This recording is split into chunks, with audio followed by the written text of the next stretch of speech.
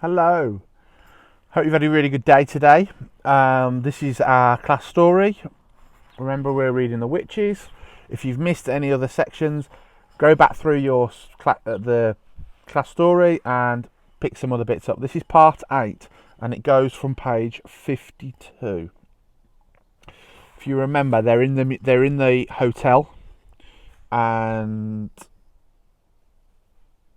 they're worried that something's going on there. Okay, right, so let's find out. Right, now this is how you train your mouse.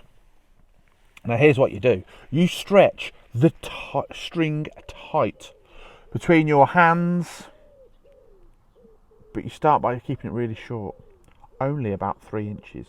You put the mouse on your right hand and a little piece of cake on your left hand. The mouse is therefore only 3 inches away from the cake. He can see it and he can smell it. His whiskers twitch with excitement. He can almost reach the cake by leaning forward, but not quite. He only has to take 2 steps along the string to reach this tasty morsel. He ventures forward, one paw on the string, then the other. If the mouse has a good sense of balance, and most of them have, he will get across easily. I started with William. He walked the string without a moment's hesitation. I let him have a quick nibble of the cake, just to whet his appetite. Then I put him back on my right hand. This time I lengthened the string. I made it about 6 inches long. William knew what to do now. With superb balance, he walked step by step along the string until he reached the cake. He was awarded with another nibble. Quite soon William was walking 24 inches of the tight rope, or rather tight string, from one hand to the other to reach the cake. It was wonderful to watch him. He was enjoying himself tremendously. Tremendous is a fantastic word. It means that you're really, really liking it. Fantastic adverb. Remember that and steal it for yourself. I was careful to hold the string near the carpet so that if he did lose his balance, he wouldn't have far to fall, but he never fell. William was obviously a natural acrobat, a great tight-rope walking mouse. Now it was Mary's turn. I put William on the carpet beside me and rewarded him with some extra crumbs and a currant. Then I started going through the same routine all over again with Mary. My blinding ambition, you see, my dream of dreams, was to become one day the owner of a white mouse circus. I would have a small stage with red curtains in front of it, and when the curtains were drawn apart, the audience would see my world-famous performing mice walking on tight ropes, swinging from trapezes, turning somersaults in the air, bouncing on trampolines, and all the rest of it. I would have white mice riding on white rats, and the rats would gallop furiously round and round the stage. I was beginning to picture myself travelling first class all over the globe with my famous white mouse circus and performing before all the crowned heads of Europe. I was halfway through Mary's training when suddenly I heard voices outside the ballroom door. The sound grew louder. It swelled into a great babble of speech from many throats. I recognised the voice of the awful hotel manager, Mr. Stringer. Help, I thought.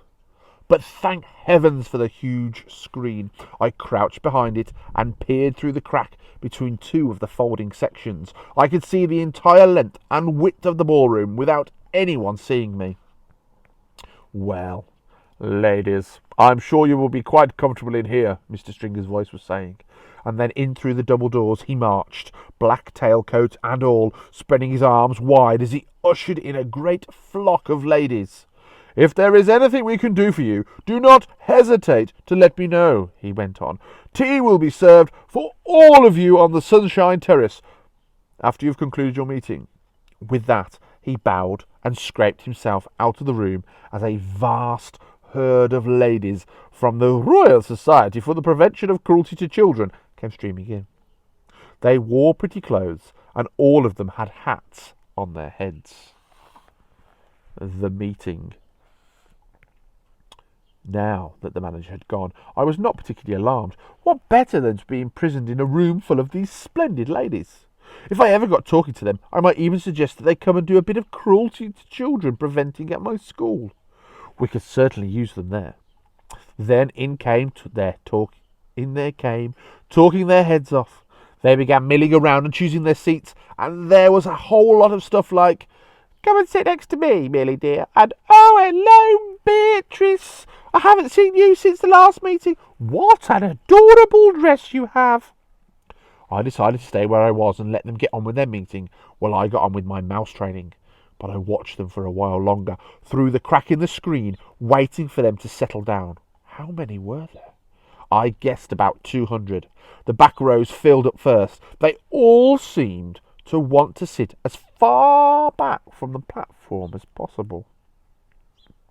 I wonder why they want to be away from the screen. There was a lady wearing a tiny green hat in the middle of the back row who kept scratching the nape of her neck. She couldn't leave it alone. It fascinated me the way her fingers kept scratching away at the hair at the back of her neck. Oh! Had she known somebody was watching from behind, I'm sure she would have been embarrassed. I wondered if she had dandruff all of a sudden. A great fronted adverbial phrase, you need that. All of a sudden, I noticed that the lady next to her was doing the same thing. Oh dear. And the next, and the next, and the next. The whole lot of them were doing it. They were all scratching away like mad at the hairs on the back of their necks. Did they have fleas in their hair? More likely it was nits. No alarm bells yet? A boy at the school called Ashton had had nits in his hair last term, and the matron had made him dip his whole head in turpentine. It killed the nits all right, but it nearly killed Ashton as well. Half the skin came away from his scalp.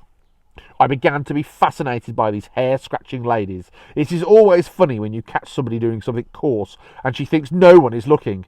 Nose picking, for example, or scratching her bottom. Hair scratching is very nearly as unattractive, especially if it goes on and on.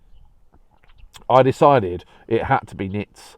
Then the most astonishing thing happened. I saw one lady push her fingers up underneath her hair on her head, and the hair, the entire head of hair, lifted upwards, all in one piece, and the hand slid underneath the hair and went on scratching. She was wearing a wig! She was wearing gloves! I glanced swiftly around at the rest of the now seated audience. Alarm bells. Every one of them was wearing gloves. My blood turned to ice. I began to shake all over. I glanced frantically behind me for a back door to escape through. There wasn't one. Should I leap out from behind the screen and make a dash for the doors? Those double doors were already closed, and I could see a woman standing in front of them. She was bending forward and fixing some sort of metal chain around the door handle.